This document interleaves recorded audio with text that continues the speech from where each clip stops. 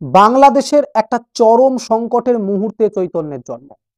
সংকট ছিল রাজনীতিতে, সংকট ছিল ধর্মীয় ব্যবস্থায় এবং স্বাভাবিকভাবেই তার একটা ক্ষতিকারক প্রভাব পড়েছিল দৈনন্দিন সমাজ ব্যবস্থায়। এই রকম যখন একটা অবস্থা, যখন নীতিবোধের বিরুদ্ধে, ধর্মীয় গোঁড়ামির বিরুদ্ধে, সর্বোপরি দেশের শাসক কাজী ও গোঁড়া ব্রাহ্মণ্য সমাজের বিরুদ্ধে একটা জেহাদ ঘোষণা জরুরি হয়ে পড়েছিল, ঠিক এমনই একটা দুর্যোগের মুহূর্তে যুগাবতার চৈতন্যের জন্ম। সময়টা 1407 শকের কথা, ইংরেজি 1486 খ্রিস্টাব্দ। এই সময় বাংলার সুলতান জালাল উদ্দিন ফতেহ শাহ। চৈতন্যের যখন জন্ম তখন বাংলায় মূলত দুটো সম্প্রদায় ছিল, হিন্দু ও মুসলমান। আর এ কথা বলার অপেক্ষা রাখে না, এই দুটো সম্প্রদায়ের ধর্মীয় মত ও পথ আলাদা। তখন হিন্দুদের মধ্যে ধর্মভেদ ও বর্ণভেদ দুটোই চালু ছিল, আবার মুসলমানদের মধ্যে বর্ণভেদ ছিল ঠিকই, কিন্তু ধর্মভেদের কথা উল্লেখ পাওয়া যায় না। তাছাড়া বাংলায় তখন আর একটা সম্প্রদায় অত্যন্ত ক্ষীণভাবে বইছিল, সেটা হলো বৌদ্ধ বা বৌদ্ধ সহজিয়া সম্প্রদায়। বাংলায় পাল রাজত্বকাল পর্যন্ত বৌদ্ধদের বেশ ক্ষমতা ও প্রতিপত্তি ছিল, কিন্তু সেন রাজত্বকালে, বিশেষত বল্লাল সেনের সময়কালে ব্রাহ্মণ্য ধর্মের প্রাধান্য প্রতিষ্ঠা হওয়ায় বৌদ্ধদের দাপট অনেকটাই কমে যায়। এই সময় অনেক বৌদ্ধ সমাজের নিম্ন স্তরে পতিত হয়, ফলে তারা মানসিক দিক থেকে মুসলমানদের উপর অনেকটাই নির্ভরশীল হয়ে পড়ে। পরবর্তীকালে এই পতিত বৌদ্ধরাই পাষণ্ডী নামে পরিচিত পায়। বিভিন্ন চৈতন্য চরিতের এইসব পাষণ্ডীদের নানা অত্যাচারের কাহিনী বলা আছে।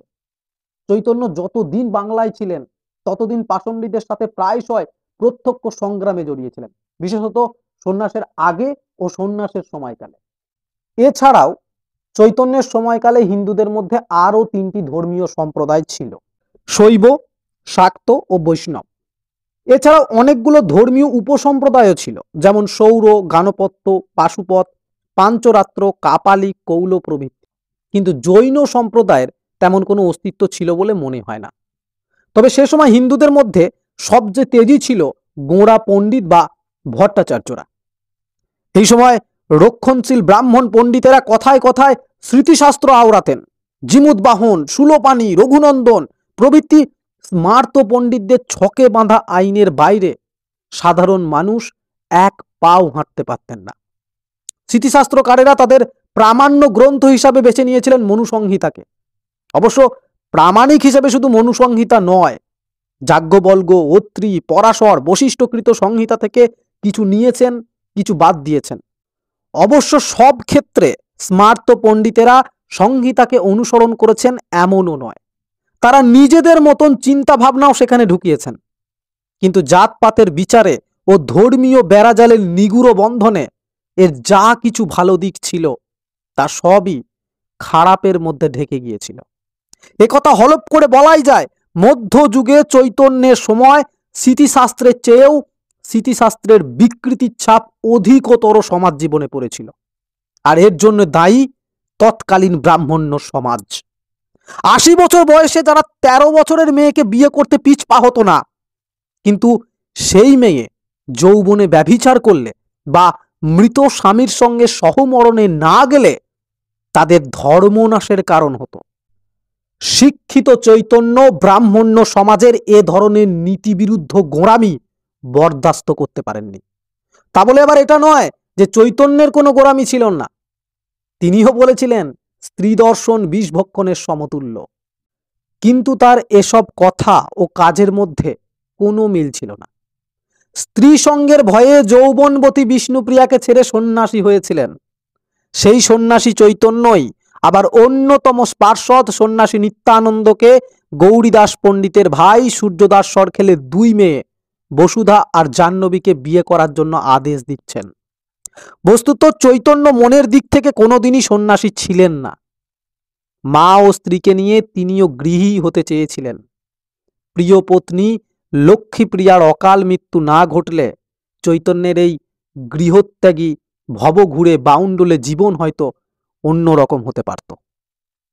গার্হস্থ্য জীবনটা যেমন সকলের হয়, চৈতন্যের ক্ষেত্রে তেমনটা হয়নি। লক্ষ্মীপ্রিয়ার স্মৃতি বিক্ষত রক্তাক্ত করেছিল চৈতন্যের মানসিকতাকে। মনোরোগে আক্রান্ত করেছিল তাকে। সে অভাব বিষ্ণুপ্রিয়ায় পূর্ণ হয়নি। তবু চেষ্টা করেছিলেন চৈতন্য সন্ন্যাস জীবন ছেড়ে বাড়ি ফিরে আসতে। মা সতীদেবীর কাছে সে কথা একবার প্রকাশও করেছিলেন, কিন্তু সম্ভব হয়নি। কারণ অদ্বৈত নিত্যানন্দরা ততদিনে চৈতন্যকে ভগবান বানিয়ে ফেলেছেন। সেখানে মানুষ চৈতন্য কখনো বাড়ি আসতে চাইলেও ভগবান চৈতন্যের পক্ষে সেটা সম্ভব ছিল না। অবশ্য চৈতন্যকে অবতার বা ভগবান তৈরি করার জন্য শুধুমাত্র অদ্বৈত নিত্যানন্দরাই দায়ী তা নয়। মানুষ চৈতন্যকে ভগবানে রূপান্তরিত করার জন্য সেই সময়ের সামাজিক আবহাওয়াটাও তার পক্ষে অনেকটা অনুকূল ছিল। চৈতন্যের সময় টিকিওয়ালা ব্রাহ্মণ্য সমাজের দাপট ছিল অনেকটা মহাভারতের ওই দুর্বাসা মুনির মতো। মানুষের মধ্যে উঁচু নিচু, স্পর্শ অস্পৃশ্য দুরন্ত ব্যবধানের হোতা ছিলেন এই ব্রাহ্মণ্য পণ্ডিতেরাই। অন্যদিকে তাদের সংকীর্ণতা ও কঠোর বিধানে নারী জাতির অবস্থা হয়েছিল অনেকটা মার্শাল ল জারি হওয়ার দেশের নাগরিকের মতো। মধ্যযুগের অধিকাংশ ব্রাহ্মণ্য পণ্ডিতের বিষয়ে অনেক লৌকিক গল্প চালু আছে।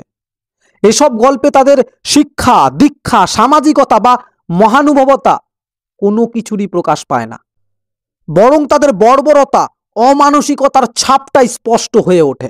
এমন অনেক গল্পই ইতিহাসে সত্য। এইরকমই একটা ইতিহাস নিয়ে হাজির হব পরের এপিসোডে। তাহলে আপনারাও বুঝতে পারবেন চৈতন্য কেন ভগবান।